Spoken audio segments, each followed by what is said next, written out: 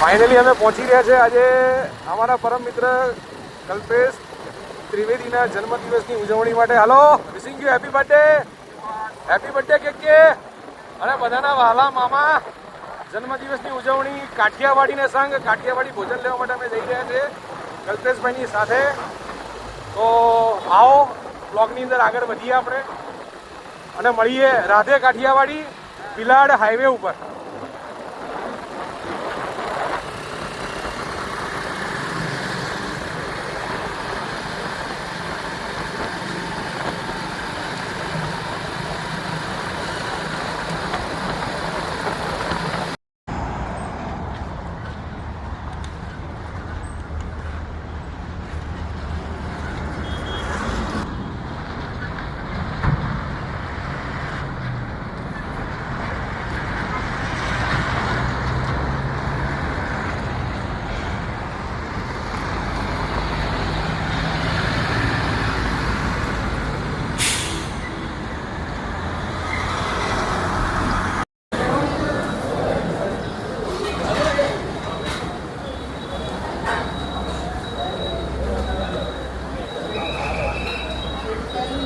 Order થઈ ચૂક્યો છે અત્યારે.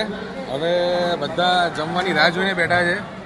અહીંયા જુઓ ભાઈ, હવે જો અમારા ગુજરાતી પિક્ચરના અમારા ખાસ એવા હીરો જયંતિસિંહ ઠાકોર અમારા ગુજરાતી પિક્ચરના અમારા હીરો છે.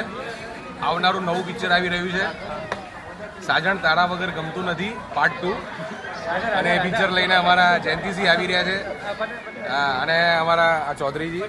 બધા જમવાની રાહ જોઈને બેઠા છે. ખૂબ જ ભૂખ લાગી છે બરાબરની. અને જન્મદિવસની ઉજવણી માટે આ પેલા દરબાર છે અમારા જો પાંડાવાડાના જનકસિંહ બાપુ. આ છે શેખાવત બાપુ. અને બધા ક્ષત્રિયોના રાજમાં હોકો બોલવાનો છે. અને પેલા અમારા મોદીજી છે જુઓ,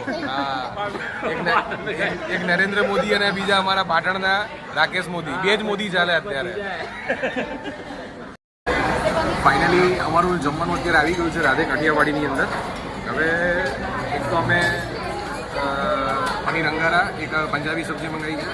બીજું છે સ્પેશિયલ ગ્રીન ગોટાળો રાધે કાઠિયાવાડીનો. આ જે સબ્જી છે ને એ સ્પેશિયલ કાઠિયાવાડી એમનું નવું એક્સપેરિમેન્ટ છે ગ્રીન ગોટાળો.